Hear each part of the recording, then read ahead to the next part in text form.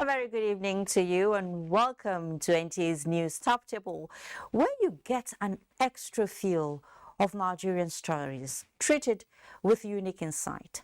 Tonight, the Federal Executive Council shines the spotlight on airlines with a serious threat of sanctions against those of them selling air tickets in dollars in Nigeria instead of naira, thereby violating the laws of the land. That's not all, as the high-level meeting approved the National Flood Response Plan as part of efforts to mitigate the impact of the natural disaster. We have the latest happenings within the political landscape too. There's quite a chunk on security, ranging from the recovery of abducted children by the police in Port Harcourt to a peep at abandoned buildings as threat to security, as the state considered as the worst hit by insurgency counts the gains from counter-insurgency operations. The national shipping line is in the news. What about it? Find out. Nigeria makes bold statement on disease prevention as it launches hand hygiene roadmap. We shall bring a bit of transportation-related matters from the SOS, or shall I say, a stitch in time saves 9. Well, there is a call for action over Ojutu Bridge by motorists. You should stay tuned to find out where that is located. Elsewhere comes the hammer that is hitting hard on those who move around on unregistered motorcycles. In sports, of course, is the so much talked about NFF elections. We have these and other stories all lined up to serve your viewing pleasure. So stay with us as the taste of the pudding is in the eating. I am Fatima Umar Buba, and this is News Extra. You're welcome. You can follow this news broadcast live on our website, nta.ng/live, and all our social media platforms displayed on the screen for updates. The federal government has threatened to sanction any airline that refuses to accept the naira for air tickets in the country, describing the reported preference for dollar as a violation of the nation's laws. The Minister of Aviation, Hadi Sirika, issued the threat at a media briefing after the meeting of the Federal Executive Council. State House correspondent Adam Osombo reports on this and other resolutions adopted at the high-level meeting. The high and the mighty amongst them will be sanctioned if they are caught doing that. NCAA had been directed to swing into action, and once we find any airline violating this, we will definitely deal with them. The Aviation Minister, Hadi Sirika, had earlier secured the Council's approval to sign a bilateral air services agreement with the state of Kuwait to open up opportunities for air transportation between the two countries. The minister has also been given the go-ahead to engage consultants for the revalidation and collection of aviation height clearance taxes on behalf of the Nigerian Civil Aviation Authority. There had been instances where there were air crashes in Nigeria due to masts. The one in Jos involving Wasi, Abdullah Wasi, was a clear cut of having masts around the airport or in the vicinity or en route, or any other obstruction for that matter, so long as it causes unsafe operations. That needs to be determined, and that needs to be regulated by NCAA. The government will ensure that the law has been enforced.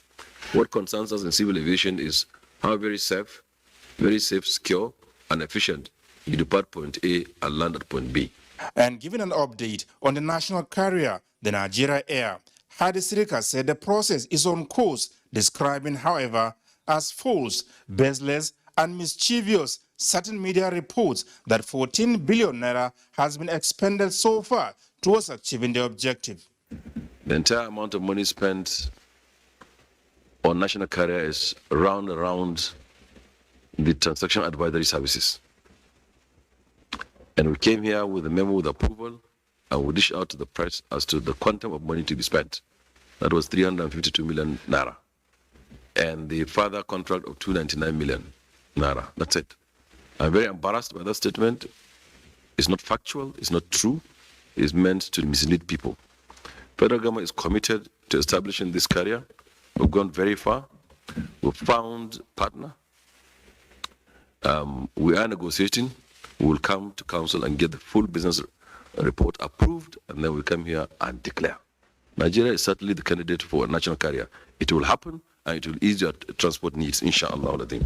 The Federal Executive Council also approved 829.8 million naira for the completion of the rehabilitation work on Unko Inyi Apoigboze Road, linking Anambra and Enugu states. It is indeed a very strategic road.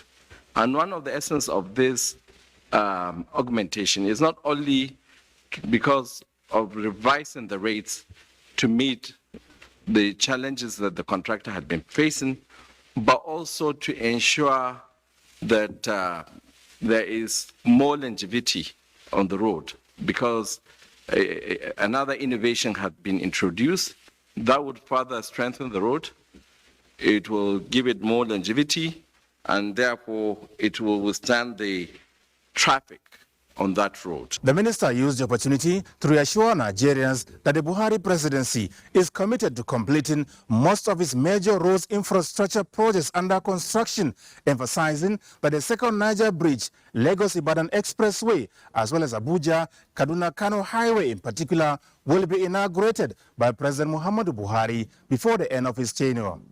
From the State House, Adamu Sambu, NTA News. Meanwhile, the National Social Investment Program Establishment Bill 2022 has been approved by the Federal Executive Council. This is to give legal backing to the social welfare initiatives of the federal government aimed at alleviating poverty amongst the vulnerable populations. Also approved is the National Flood Emergency Preparedness and Response Plan for Nigeria as part of efforts towards mitigating the impact of the natural disaster on the society. The Minister of Humanitarian Affairs, Disaster Management and Social Development, Sadia Umar Farouk, announced these at a media briefing after the council's meeting. State House correspondent Adam Sombo again reports. The hybrid council meeting, presided over by President Muhammadu Buhari, deliberated extensively on the impact of the various social investment programs on poverty alleviation and economic development. Sustainability, the ministers say, is key towards achieving government's objectives of lifting 100 million Nigerians out of poverty by the year 2030. And this informed the unanimous approval of the National Social Investment Program Establishment Bill 2022, presented by the Minister of Humanitarian Affairs, Disaster Management and Social Development, Sadia Umar Farouk. You are all aware that poverty in our country, especially amongst the poor and vulnerable in Nigeria, is a serious issue. The performance of the NCIP since inception in 2016 to date, under the administration of His Excellency President Muhammadu Buhari, through the 4 cluster programs of N-Power, JIP, Conditional Cash Transfer, and the National Homegrown School Feeding Program, have been appreciated by Nigerians. Therefore, government decision is very apt. This is a pro-poor bill. It's a bill that will go a long way in addressing the issues of poverty, vulnerabilities, and all other issues that affect our poor and vulnerable in this country. The National Flood Emergency Preparedness and Response Plan, approved by the Council, on the other hand, is aimed at mitigating the possible effect of flooding incidents across Nigeria. This plan sets out clear roles and responsibility of each stakeholder involved in flood preparedness, mitigation, response, and recovery. This plan comes at a time where floods are at its peak and the impact is leading to the loss of lives, destruction of properties, stagnation of livelihood, and damage to our environment. We call on all states and operational stakeholders to implement the plan so that we can return to normalcy and protect our national development. The National Flood Emergency Preparedness and Response Plan, the minister explained, seeks to make Nigeria more resilient in tackling flood disasters through effective response measures, leveraging on existing tools as well as human and financial resources. From the State House, Adamu Sambu, NTA News. And President Muhammadu Buhari has reaffirmed Nigeria's commitment to promoting peace and harmony among ECOWAS member countries towards achieving the desired prosperity. This was while granting audience to the ECOWAS Special Envoy to Mali and former Nigerian leader Dr. Goodluck Jonathan. State House correspondent Adamu Sambu again has that. Former President Goodluck Ebele Jonathan was accompanied to the State House by the new president of the ECOWAS Commission, Dr. Umar Aliyu Toure of the Gambia. His mission to bring President Muhammadu Buhari up to speed on the face-off between Mali and Cote d'Ivoire over detained Ivorian soldiers. Reports say 49 Ivorian soldiers had been arrested in Mali for what the country described as unlawful entry. So far, only the 3 female members in the team have been released. The development is threatening a rupture in the relationship between the 2 West African countries. Cote d'Ivoire condemned the act, calling it hostage-taking, saying it may take action, hence the need for ECOWAS leaders' intervention, as advocated by the Special Envoy, former President Goodluck Jonathan. President Muhammadu Buhari pledged an initiative from Nigeria towards immediate resolution of the impasse in the overall interests of the sub-region. From the State House, Adamu Sambu, NTA News. To a bit on education now, the Academic Staff Union of Universities have been advised to ask not only what the government can do for the union, but seek what they can do for the country. These were the views of some Nigerians as they urged the union to seek collective good of the nation by calling off strike in the interest of educational system of the country. Amaka Uwu reports. The ongoing strike by the Academic Staff Union of Universities, ASU, which began on February 14, 2022, is considered one of the longest in the history of the union, established in 1978 and has over 50 higher institutions under its umbrella. My ID card says 2021. That's the expiry date of my ID card. And now it's 2022 and I'm still in school. I haven't seen it for 30 years. I think it's all in good faith. I think that what they are doing is destroying the faith of Nigerians in the Nigerian institution, destroying the faith of Nigerians in the Nigerian academic system. Considering that these strikes have huge setbacks on the educational system, which include loss of revenue, academic redundancy, exposure to societal hazards, and many more, it has become worrisome that the damage is enormous. It's going to have an effect on them because they might be rejected due to this. They are not, their goals, their life goals is not, is low-key cut short.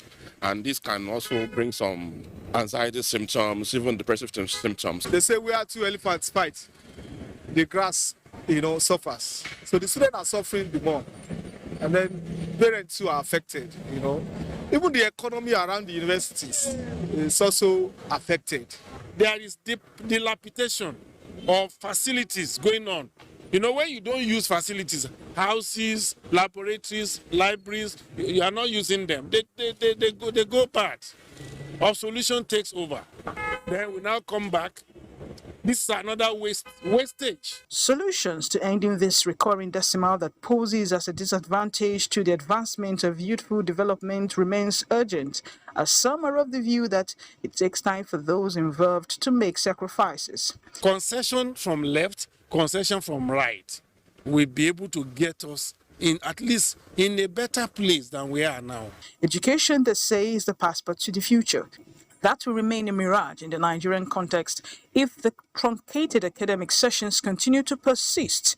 Hence, it is important for an end to the prolonged strikes crippling the nation's ivory tower in the interests of nation building. In Lagos, Amaka O, NTA News. The inauguration of the Rivers State University Emohua campus is part of efforts by the state government to create more access to tertiary education in the state. Ogedi Nwekwere reports that the governor of Oyo State, Seyi Makinde, was the special guest at the inauguration and flag off of the construction of staff quarters. It is no news that citing an educational institution in any locality will enhance its development. This is because it helps to create a sense of community identity and shared purpose, as well as help to build the skills and knowledge needed for people to work together to address common challenges. The new campus of the Rivers State University in Emohua will not only help the people to access higher education easily, but also expedite development in the area. Governor Wike was pleased with the university management for working assiduously to ensure the take-off structures came to fruition. He promised that the state government will rebuild some of the abandoned projects in the premises. We have to establish satellite campuses so that the main campus will leverage of other facilities that have been occupied by some of these faculties. Secondly, it will have to bring development to these areas. Governor of Oyo State, Seyi Makinde, commended the efforts of the Rivers State government in bringing education closer to the people. I'm excited every time we have to flag off a project or we have to commission a project, because that is development. And those are things that the people that will come after us, there are things that they will see. The governor of Oyo State also laid the foundation stone for the staff quarters in the campus, comprising of one-story building of 6 units of 3-bedroom flats and 6 units of 2-bedroom flats, respectively. In Emohua, Ogedi Nwekwere, NTA News. In the meantime, the All Progressives Congress presidential candidate Bola Ahmed Tinubu says there is no rift between him and the national chairman of the party, Abdullahi Adamu. During a meeting at the APC National Secretariat, Bola Tinubu acknowledged a long-standing political relationship among members of his presidential campaign team and the National Working Committee as an advantage to fast-track his ambition. Salihu Gwanara has that. The meeting was in 2 sessions, all behind closed doors. First, between the presidential candidate and the national chairman of the party, and the second one between the team and the National Working Committee members of the party.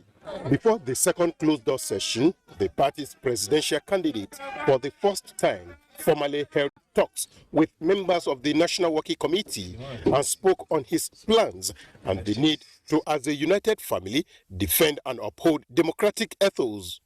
Yes, we have to be progressive in our thinking, in our deeds, in our objective to serve the country.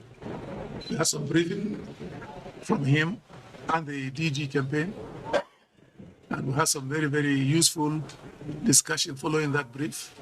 At the end of the closed-door engagement, the presidential candidate Bola Ahmed Tinubu responded to questions from journalists. The purpose of this meeting is to consult both the organization structure for the campaign, for us to harmonize any fear and to make sure that we have an inclusive, all party and all hands on deck. The next general election, he said, is another platform for the progressives to harmonize support and key into the vision of sustainable leadership.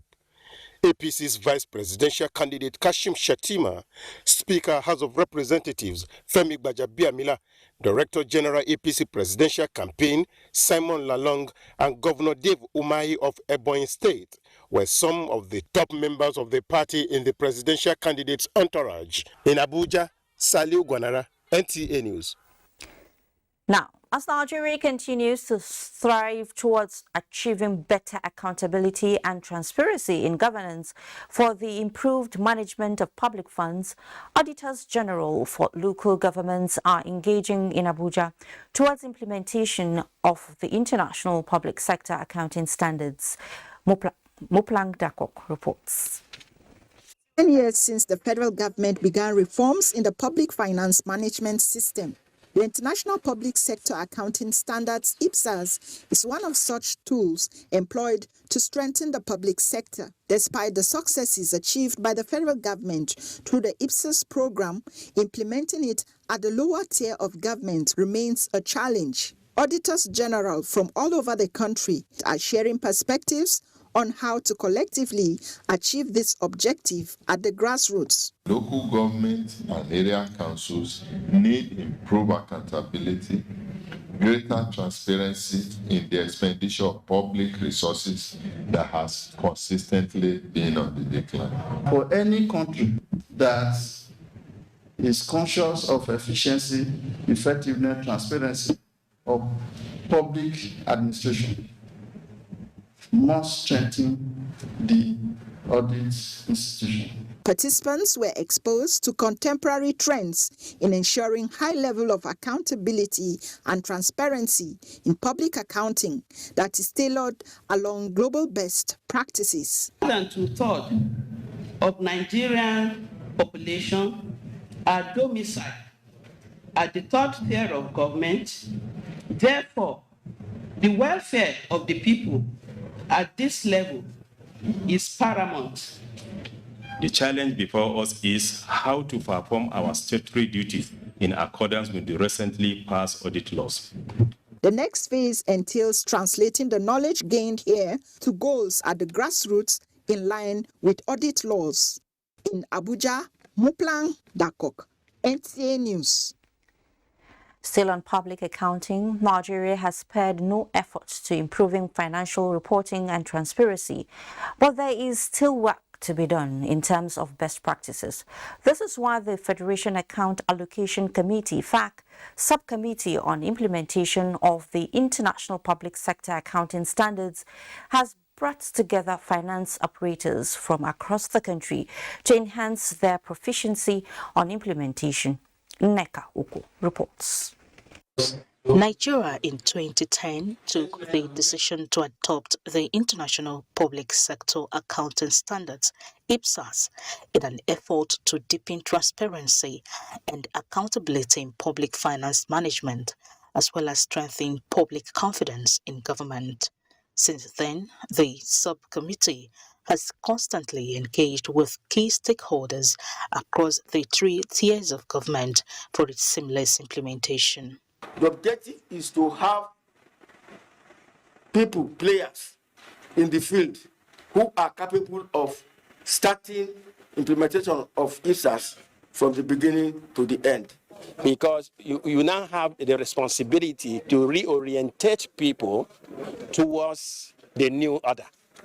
But despite 12 years of continuous effort to put Nigeria on the global map in IPSAS implementation, not all entities of government have been able to effectively migrate from cash-basis accounting to IPSAS accrual-basis accounting as a result of inadequate manpower.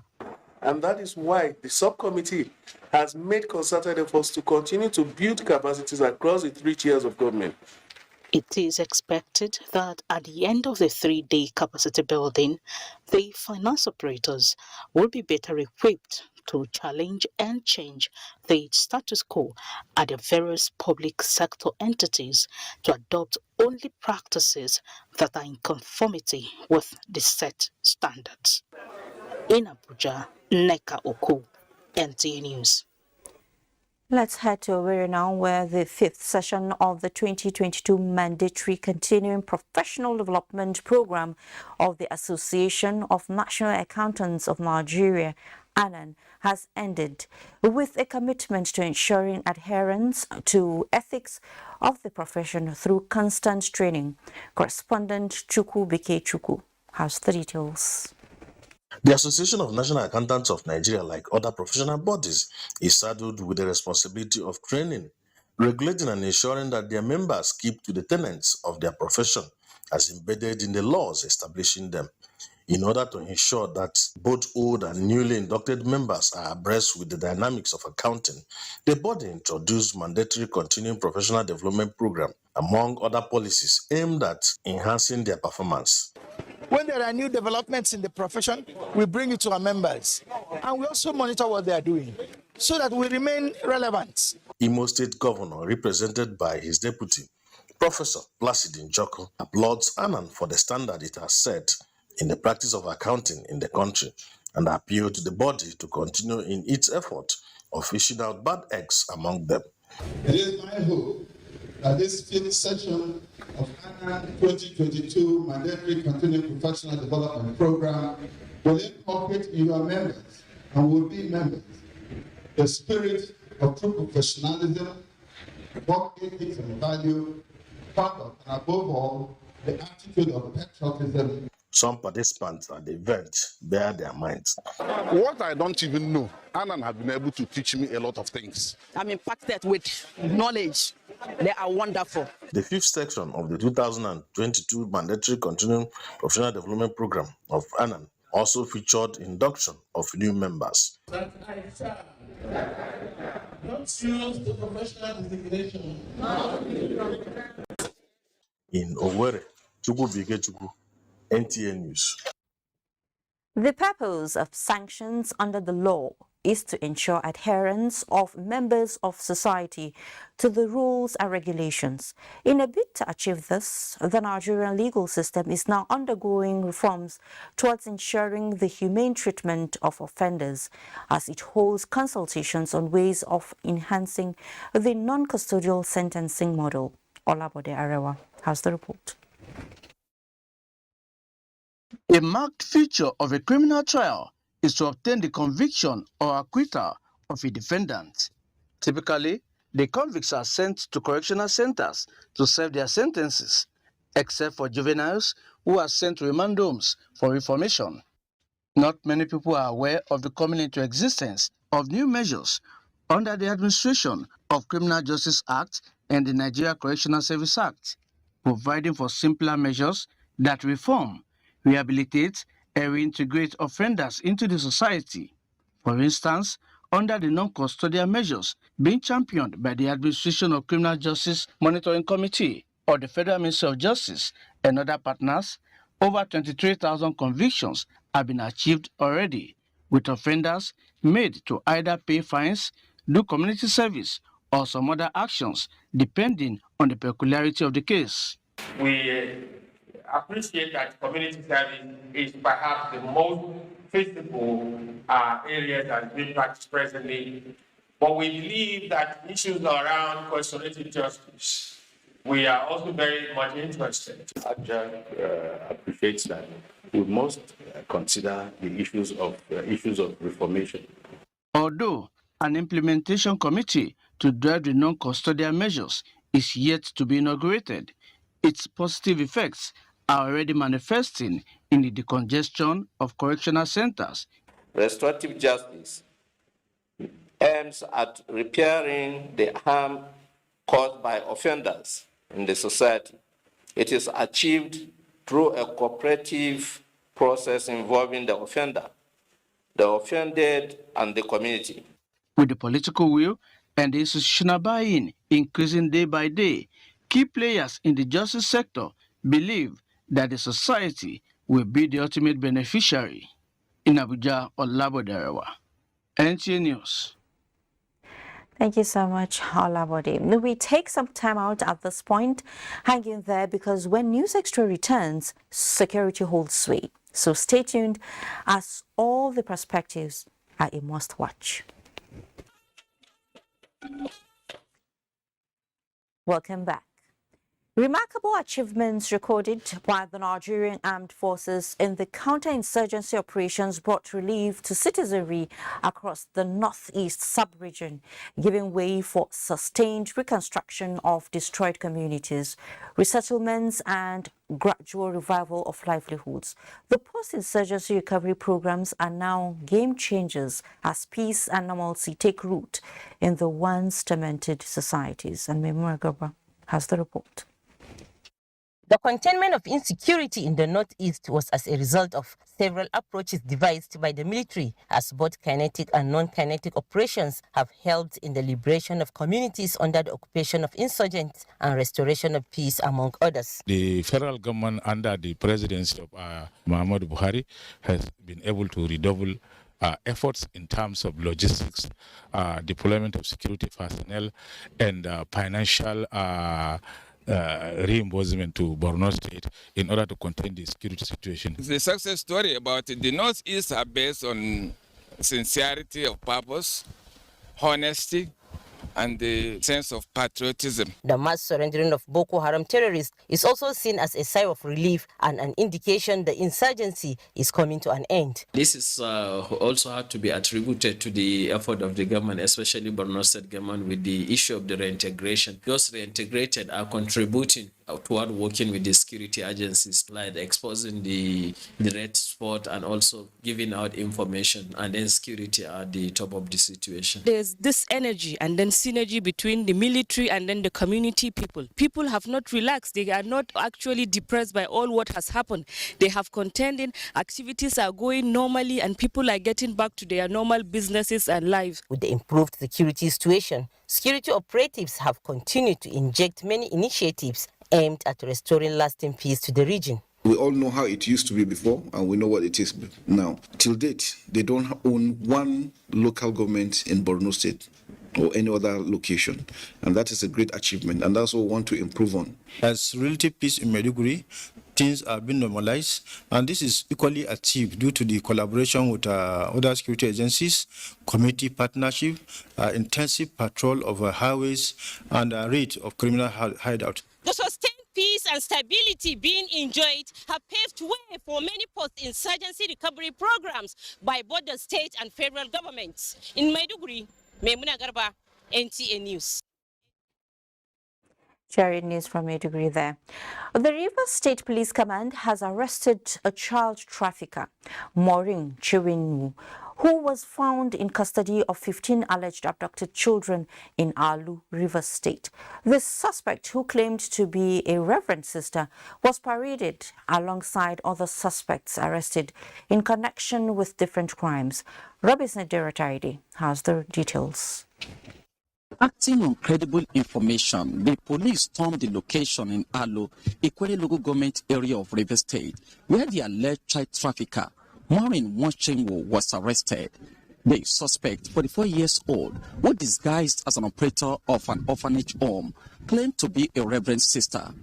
15 children, some of whom were abducted from Bayelsa State and different parts of Rivers State at different times, were rescued. The house was searched, and 15 children, ranging from 7 years to 9 years, were all rescued from the woman's house.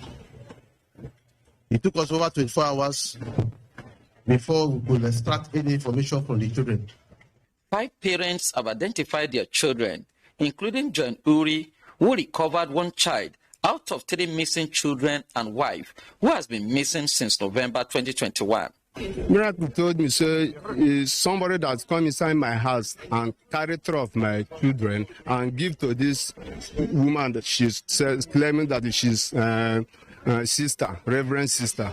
And the woman, she's denying that the kidnapper that carried 3 of them said that the woman says it's only 1. It's only miracle that she brought to her. Since 2020, October 31st, it's getting to 2 years now.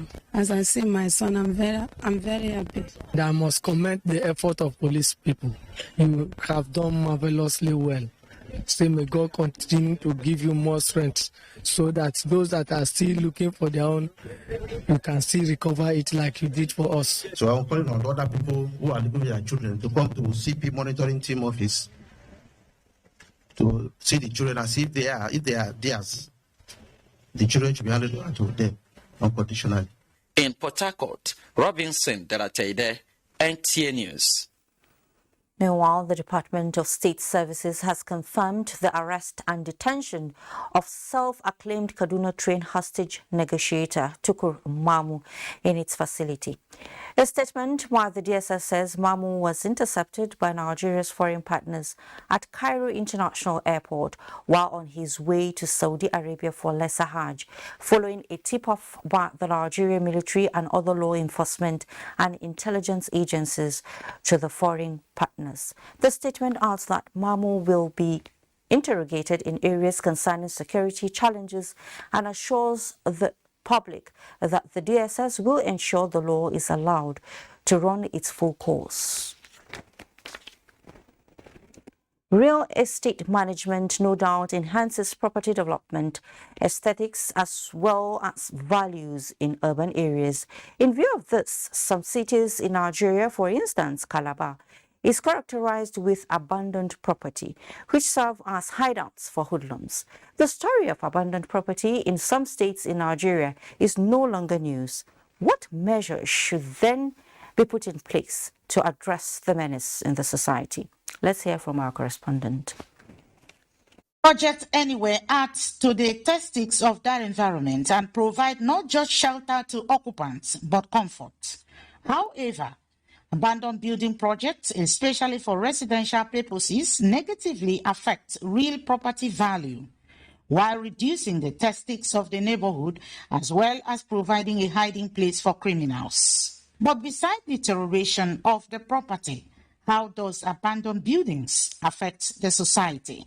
Abandoned properties does not just crop up from nowhere. It started from somewhere.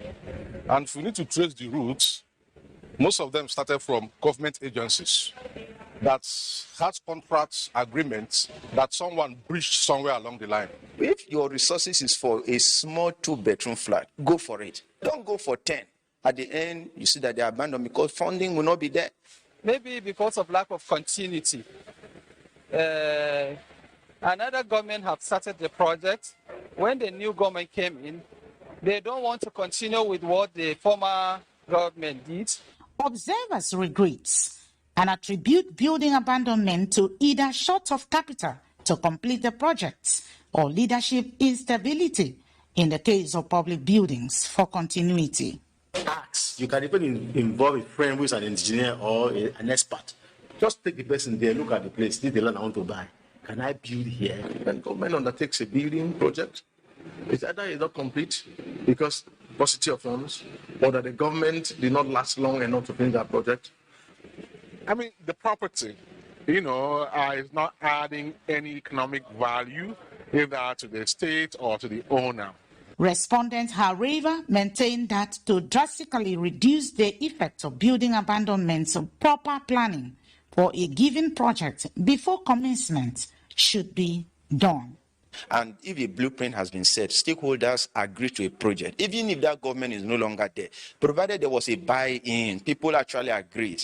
Some uncompleted buildings, government should look into it and ensure that either they repossess the property if it belongs to government, or, of course, whatever they can do. Respondents say building abandonment, which is served as a tool for insecurity and other social vices in the country, individuals, groups, private organizations, as well as government, should cultivate maintenance culture. In Calabar, Erika Ivy, NTA News. Recently, the FCT Ministerial Task Team on City Sanitation demolished the popular Panteka in Papi, which was followed by a raid operation by the FCT Police Command to address security threats in the area. Residents of the area, however, say they are now at the mercy of the dislodged suspected criminals from the colony. Onotu Yakubu was there to find out exactly what is going on. This Babe, we need security. Not even only Panteka place. Even to Mashafa Road, they have been killing people there every time. Even Pape here too. Even this Panteka, they have been killing people there.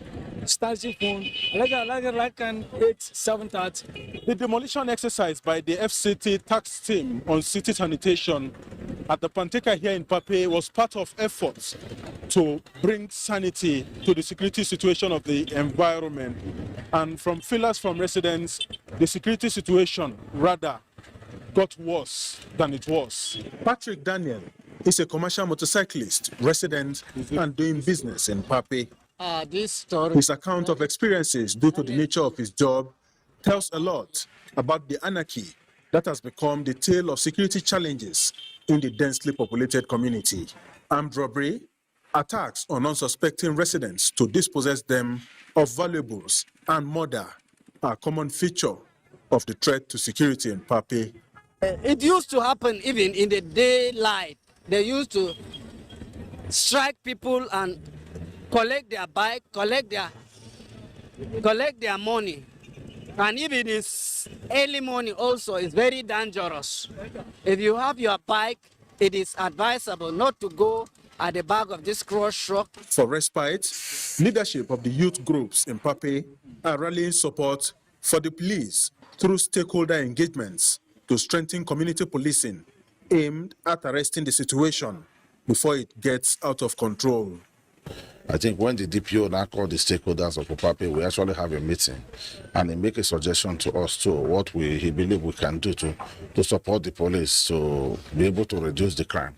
And he advised us by having local vigilantes, by working with the police, giving them information too. The police people sincerely has actually been responding. From that 18th of last month till 30th of last month up till now, at least we can have some rest. You can walk freely with your phone, you can answer your call, you can sleep with your eye closed for now. Residents appeal for deployment of more manpower and logistics to the area to enable them meet the high expectations towards addressing the security challenges. Onotu Yakubu, NTA News. Thank you, Onoto, for that. Now, the Ondo State government has presented cash relief to 60 individuals, including those who sustained injuries and relatives of victims who lost their lives in the June 5th terrorist attack on St. Francis Catholic Church, Owo, Ondo State. Abiola Ario has that report. The June 5 terrorist attack in Owo left many injured while over 40 lives were lost. To ease the pain and assist both the injured and relatives of those who lost their lives, Ondo State government inaugurated a 7-man committee to oversee the distribution of cash donated by well-meaning Nigerians. This is the first set of individuals to receive cash after the incident. Chairman of the committee, who is also the Commissioner for Finance, Wale Akinseninwa, explained that the committee was painstaking in its task. We have given each of the families of the deceased and the injured the sum of 500,000 naira each. I can tell you that at the end of the day, we will make public all the funds received, and how it has been judiciously utilized will also be made known. 10-year-old Ayo Adetunji is one of the survivors. My grandpa told me that will you go to church? I said yes.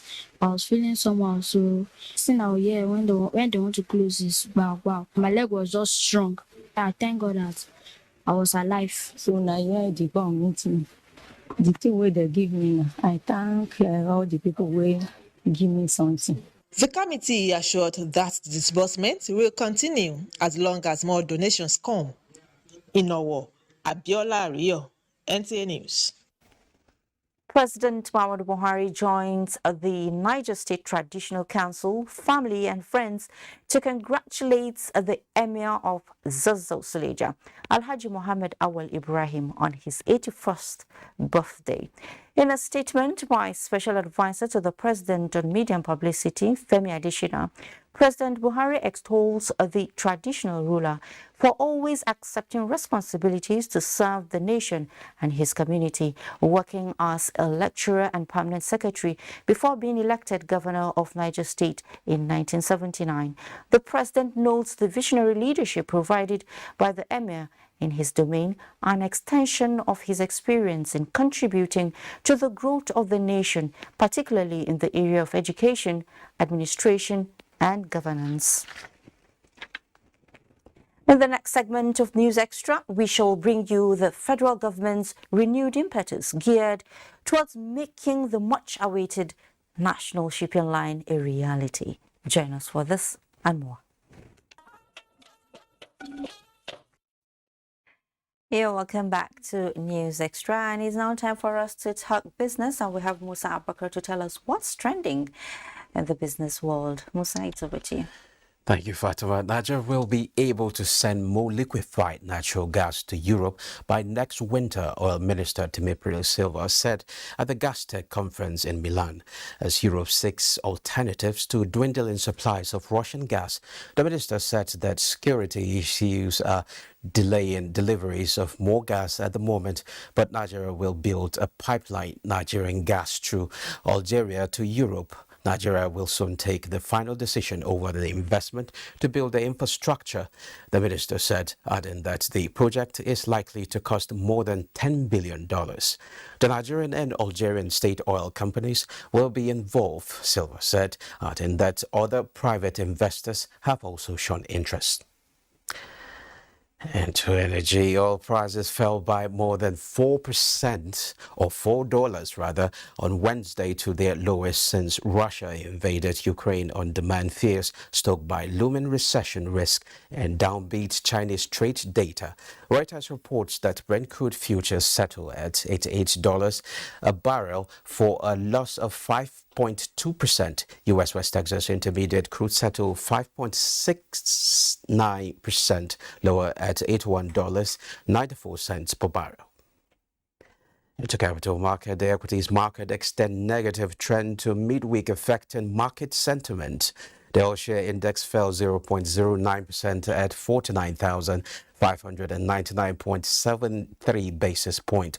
128.9 million shares valued at 1.6 billion naira were traded in 3,426 deals. Equity capitalization fell to 26.7 trillion naira. The financial services industry led the activity chart with Sterling Bank, Zenith Bank and Guarantee Trust Holding Company with the most traded shares. And that's business. Well, Fatima, is over to you. It's good doing business with you. It is always good doing business with you, Musa Abubakar. Now, for about 7 years, the plan by the federal government to float a national shipping line has been on. As the years for actualizing this keeps dragging, some schools of thought believe the project is dead on arrival, while to others the delay is taking too long.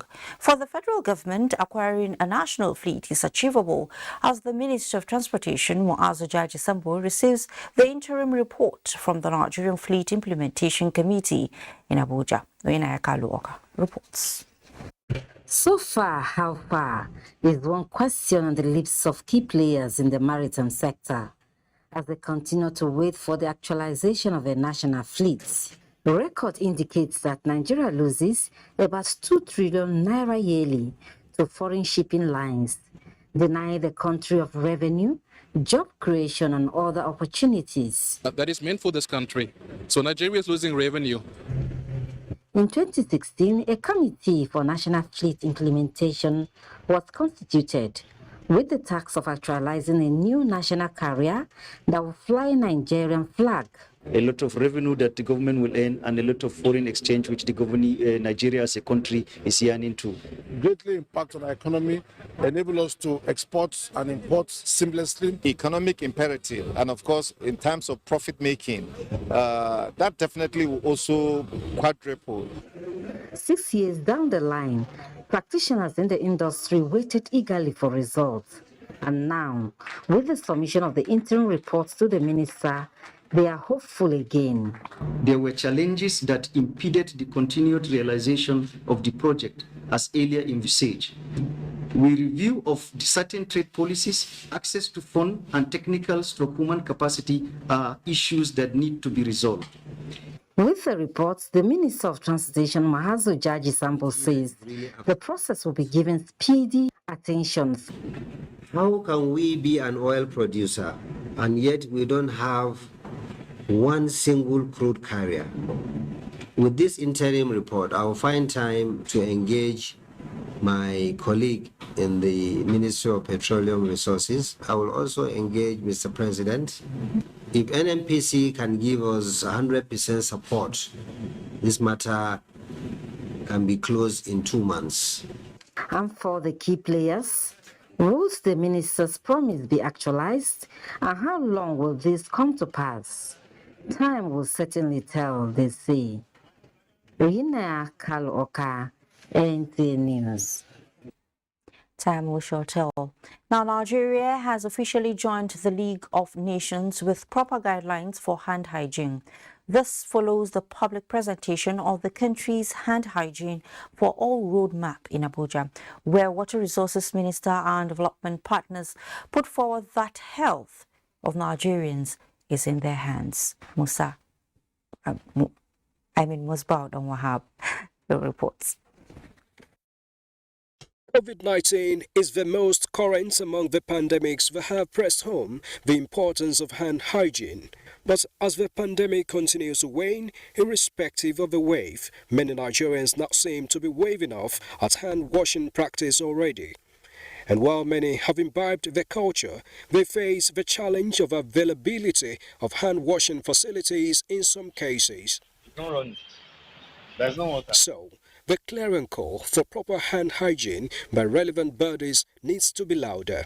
This, especially with the community, that woman coming from the farm, she does not know that she has to wash her hands before breastfeeding the baby. She does not know that she has to wash her hands before eating that yam that she has just boiled. Water Resources Ministry and partners responded to this exigency and demand by global agencies for direction and guidelines to provide enabling environments for hand hygiene in Nigeria. It is my belief that our collective implementation of this roadmap will help in imbibing the habit of effective hand washing with soap in our homes, schools, healthcare facilities, markets, worship centers, work and other public places as we move towards building a healthy and virile nation. Besides COVID, there are other hygiene-related diseases such as diarrhea, which claim the lives of about 150,000 children annually. And so, development partners want Nigerians to protect their lives with their hands. Learning from the experience of COVID-19, we are better prepared for future pandemics. I'm urging the respective states, the LGAs, to key into this roadmap and integrate it with their state-specific open defecation-free roadmaps. We are trying to pull all the subsectors together and ensure that they implement this by defining their roles, defining their responsibilities, defining getting commitment from each of the line ministries to ensure that this is implemented across the country. Now, whether the implementation of a roadmap will get the political will across levels of government or go the way of others on the shelves is one of the questions begging for answers. In Abuja, Musbao and Wahab, NTA News. Time for another break. We'll be right back. Great to have you back on News Extra. The National Youth Service Corps and its state governing boards say all hands are on the plough to ensure the yearnings and aspirations of the schemes are met as enshrined in the NYSC Act. Olayinka Ojo reports that the interaction is expected to give more impetus to the scheme's contribution to nation building. Nigerian graduates in considerable numbers from accredited tertiary institutions in different parts of the world in years past looked forward to the one-year mandatory national cult service, accepting their postings with excitement. Today, there's an uncomfortable seesaw around postings. The grim reality shows that most of the perks that made the service interesting and comfortable for corps members are no longer in place. Most of these challenges instigate a rush away from rural communities to urban centers. National service is beyond going to state capitals to serve. We will work to ensure that each state has a befitting NYSC camp. Identifying outbound as a major stakeholder is telling me you have this problem articulated and ready to address it. The push and pull is exacerbated by security breaches being experienced in some parts of the country. Issue of security is one of our challenges in the state, but then most of the local government, we have securities on ground, and then we don't post them to remote areas where we don't have enough security. So, how can the scheme recapture the general well-being it wore as a clerk in years gone by, even in the midst of today's hurdles? This can only be achieved when stakeholders in all tiers of the government perform their obligations to the scheme. While a few states have good stories to tell about the scheme's place in the Nigerian project, other states want a big shot in the arm. Used as an avenue for stock taking, which will allow for strategic planning. All what we have discussed here, make sure that we implement it to the latter. A communique that will ensure that the NYC continues to march forward under the sun or in the rain is expected after the deliberations. Olainka Ojo, NTA News. Under the sun and in the rain, Nigeria we serve. More Nigerians have continued to enjoy the federal government's business support package for vulnerable groups under the Nigeria Action Recovery and Economic Stimulus Project. 150 low-income earners received 3 small remnants to help restart their lost businesses. Abdullahi Mustafa reports. COVID-19, a viral disease declared by the World Health Organization as a global epidemic, has led to disruption of economic and social activities across the world. Though contained and live returning in previously locked down places, its impact is continuously manifesting and impacting negatively on the economy and livelihoods of individuals. 64-year-old Ramatu Buhari of Zango in Kano City is among millions of low-income earners who was hit by the pandemic. She received 3 sheep and a ram from the Nigeria Action Recovery and Economic Stimulus Project to restart her home-based livestock business, which collapsed during the pandemic. It is a response plan to the plight of the likes of Ramatu and other disruptions caused by COVID-19. This is the intention to give stimuli to the very poor people, especially women, the aged, and the vulnerable here in Kano State. Before the distribution, a capacity building training was organized for the beneficiaries. They can feed the animal very well, give them nutritious feed, and also they can take care of their water, which is very important. Also, they can take care about the roaming about of the animals. Better trained and educated, Ramatu and other beneficiaries went home with the hope of having a better outcome from the livestock keeping business, which the NKS works to promote in Kano and other states of the Federation. In Kano, Abdullahi Mustafa, NTA News. In another story, the Petroleum and Natural Gas Senior Staff Association of Nigeria, Pengasin, wants every agency involved in the protection of pipelines nationwide to redouble efforts and save the country from oil theft and vandals. President of Pengasin, Festus Osifo, who made the remark in Abuja, noted that this has become imperative following its ripple effect on the economy. Kunle Adeyeye reports. Nigeria has a daily production allocation of 1.99 million barrels from the Organization of Petroleum Exporting Countries, OPEC, but only manages to produce 1.4 million barrels per day. This shortage, the Nigerian National Petroleum Corporation Limited blames on theft and vandalism, with about $2 billion lost monthly. The Petroleum and Natural Gas Senior Staff Association of Nigeria, Pengasin, therefore wants government to unconditionally address the ugly trend. That as Senior Staff Association, we shouldn't just, the first point of call should not be jumping into the street. The first point of call is engagement, constructive engagement and dialogue on how this could be resolved. So that we have done, and we did not see any appreciable progress. We intend to make this a rally for now, but the next step of action that may ultimately, the word may is used advisedly, it may ultimately lead to us withdrawing our members, depending on the level of progress that is being made and depending on the seriousness that government attached to this after this our rally. Pengerson says oil producing and servicing companies are laying off workers due to shortfall in production. In Abuja, Kunle Adeyeye, NTA News. Residents and motorists are eagerly awaiting the completion of one of the major infrastructural projects in Osun, the Ojutu Bridge along Osogbo-Ilobu-Ifong Road, linking Ogbomosho town in Oyo State. While the bridge project is nearing completion, motorists are in doubts over the integrity of the bridge. Correspondent Femi Afariogun, who visited the project site, has the situation report. Ojutu Bridge at Ilobu along Osogbo-Ogbomoso Road was said to have been constructed by the British colonial government prior to the amalgamation of Nigeria in 1914. The old bridge, abandoned for several years, could no longer serve the need of various communities, not only due to its narrowness, but the level of dilapidation occasioned by persistent flooding. In 2017, the federal government began the construction of the new bridge beside the old one. The quality of job done so far by the contractor is giving many motorists concern. I'm not an engineer, but at least if something is good, it's for every one of us to see. You see crack, even on this bridge, people have not started using. This bridge now, it gets more error for up.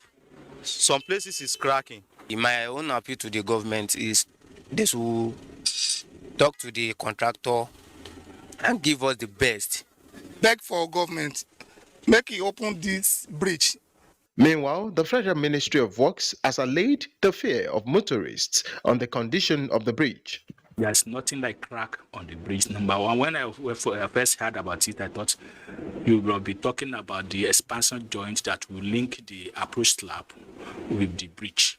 So that place is open for some reasons for now, because by the time they put the expansion joints, the vehicle will not allow to complete other aspects of the job. The only thing that I can say presently is that maybe possibly in the next 2 months, the thing must have been completed. I want to believe that it must have been done out to specification. If they fear the issue of integrity, I believe the ministry will do the needful. When completed, Ojutu Bridge will also boost economic activities in the state. In Ilobu, Osun State, Femi Afariogun, NTA News. Barely a month ago, the Federal Road Safety Corps joined the fight against crime by insisting that all motorcycles are registered across the country. What is the level of compliance in Plateau State? Ijoma Ozemina has the situation report. In an effort to reduce crime across the country, the Federal Road Safety Corps directed state commands to clamp down on motorcycles without registration as criminals use unregistered motorcycles to commit crime. The Plateau State Command of the Federal Road Safety Corps, in compliance with the directive of the Corps Marshal, held sensitization for motorcyclists on the dangers of not registering their motorcycles. The registration of vehicles, every owner would have what is called proof of ownership. That owner will have a number plate, which is called identification mark, attached to that vehicle. So every vehicle will have what is called a license that is attached to that particular vehicle. So at the event of any criminality or any crime activity, it is easier by security agencies to identify the owner and who committed the crime. Despite the awareness, some motorcycle operators refuse to comply with the directive. As such, the command has no option than to commence enforcement. This led to the arrest of more than 60 motorcyclists in Jos Metropolis for violating the order. Definitely, I would like to register my machine. And they give us a grace of 4 months. You can be able to try as possible best to do restoration so that you can work together. We are staying here. We are not allowed to go around the main road walking because there's a law that says that Okada has been bounced. The command calls on motorcycle operators to comply with the order to reduce crime in the states. In Jos, Ijoma Ozemina for News Extra.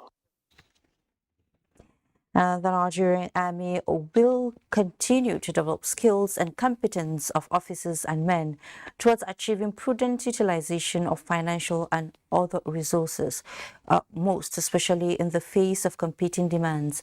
Chief of Army Staff Lieutenant General Farouk Yahaya gave the stance at the 13th Biennial Training Conference of the Nigerian Army Finance Corps in Lagos. Abolade Salami has that. Management of finance and good record keeping of expenses incurred relate accountability, transparency, and promote prudent spending as a way to keep officers of the Nigerian Army Finance Corps abreast of competent financial management. Finance experts and some senior officers saddled with the responsibility of handling finance converged on Lagos for a brainstorming session as regards operational efficiency. Chief of Army Staff Lieutenant General Farouk Yahaya, represented by Major General Kamilu Kadri, Corps Commander Engineering, said the training is designed to build capacity, increase knowledge and skills of officers in financial management. The duties and responsibility of the Nigerian Army Finance Corps remain central to the performance and effectiveness of the Nigerian Army, both in operations and peacetime. As financial advisors and custodians of the Nigerian Army finance resources, you are expected to provide professional and innovative financial services in line with extant regulations. While maintaining a more determined zeal of promoting a professional Nigerian Army ready to accomplish assigned missions within our joint environment in the defense of the country, Chief of Accounts and Budget, Nigerian Army, Major General Adetokunbo Fayemiwo, said the gathering will also provide a platform to update personnel on federal government financial policy. Yes, this training conference has been a veritable avenue for robust interaction. It will also provide a good platform for updating personnel on evolving federal government financial policies, financial best practices, and the implication of the prudent management of Nigerian resources. The 13th biennial training session has as its theme delivering professional and innovative financial services in a joint security environment. In Lagos, Abolade Salami, NTA News. Let's take our last break for the night and then bring you a bit of sports. To every politician, as the campaigns gain momentum and passions begin to rise, remember, the errors of your opponent do not make you a success. Do not run down your opponent and inflame passions to violence between and among your supporters. What counts is what you plan to do for the electorate and how you intend to relieve the sufferings and bring succor. Nigeria is in dire need of patriotic leaders at all levels, leaders who will make national development their priority. Concentrate on telling the electorate what you intend to do when you get into office. Focus on making your vision clear to the electorate. Don't engage in verbal abuses, fake news or speeches. Keep dealing with issues that will bring progress. You win the hearts and minds of the people by being above board, by being civil, patriotic, and showing empathy. Let's join hands to make the 2023 elections peaceful. A message from the National Orientation Agency.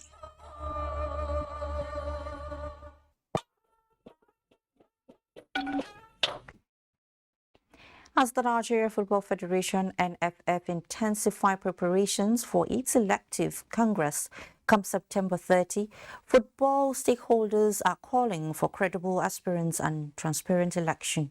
Clement Olorutoba reports. Football in Nigeria is run by the body called the Nigeria Football Federation, NFF, and have the mandate to oversee the game. Members of the NFF are mostly elected with a trust of running every 4 years. The present board of NFF was first elected in September 2014 and re-elected in 2018. How time flies, one may ask. Now it is another election time for the football governing body in Nigeria to usher in new leadership. What are the preparations on ground? The electoral committee has rolled out their timetable, which is also sequential in order. So you follow it. It's either you are buying the form or you are contesting and they have gotten a date. The league is the basis of all football in every country, and the Nigerian league is not in a good place right now. The outgoing board under their watch contended with numerous challenges, ranging from poor organizations and sponsors of our domestic league to inability to pay national teams their emoluments at the appropriate time. What were responsible for this pitfall? The lack of transparency on the part of our administrators, not being open. I think under this outgoing administration, we had the highest amount of money generated from the private sector. Unfortunately, it did not reflect on the national team. When it's borders on transparency, I think they were not transparent enough. Many are jostling to be elected into the new board. What are the qualities and track records of the people expected to fill into it? The presidency of like any leadership position is a leadership position. It's not a management position where you expect efficiency, effectiveness, and all this. It's a leadership position, and leadership is our direction. Bearing in mind that a 10-year football development master plan has been approved by President Muhammadu Buhari, what then should be the expectations of lovers of the game in the country as NFF Elective Congress holds in Benin City come September 30, 2022? A prosperous Nigerian football brand that will be beneficial for everyone and create an opportunity for that child in the village who wants to play football as a career. Getting it right by electing credible leadership in the NFF will be the beginning of a journey to return Nigeria football to its pride of place. Anything short of that will spell doom for the growth and development of the sport in the country. Clement Olorutoba, NTA News. Next is Sports Update with Kenaima Abudiki. The Nigerian Rugby Football Federation and a partnering group from South Africa have met in Abuja Wednesday to brainstorm on key areas of collaboration for grassroots development of the sport in the country. That South Africa is one of the best in the world, and it's a thing of joy that they agreed to come on their own volition to assist the nation. There's an MOU that is on the table to promote, to develop. The National Lottery Trust Fund and Public Complaints Commission are partnering towards successful staging of the forthcoming Anti-Corruption Marathon and 4th edition of the Student Summit, scheduled for October 1, 2022, as part of activities lined up for Nigeria's 62nd Independence Anniversary celebrations. Marathon is a key sport in the Olympics. And of course, if you are able to discover a talent, will be the next Kenya, will be the next Ethiopia. In another development, the National Council of Arts and Culture and the IPB International Golf and Country Club Abuja are on course to commemorate Nigeria's 62nd Independence Anniversary, lining up a week-long event featuring a match play between Nigeria and members from over 40 countries at the club. If we don't do that for you, others will take over the space and sell Nigeria from the wrong angle. We're going to start with a Ryder Cup-like match play, which will be between Nigerian communities and international communities. And in football, it has been a bleak midweek for some coaches who were relieved of their duties. Chelsea sacked Thomas Tuchel, who won 3 trophies in 20 months at Stamford Bridge. Bundesliga side RB Leipzig sacked Domenico Tedesco, while Italian Serie A side Bologna also parted ways with Sinisa Mihajlovic. That's Sports Update. I am Kenan Ima Aburike, NTA News. The sports package concludes News Extra for tonight. Thank you so much for being a part of it.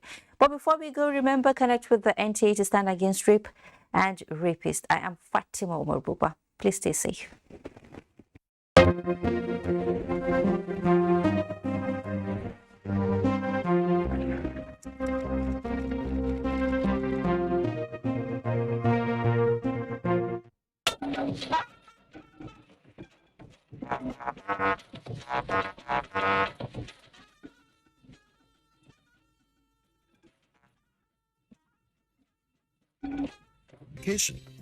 But good social media users stop, reflect, and verify information before sharing it. Be a good social media user. Stop the spread of fake news,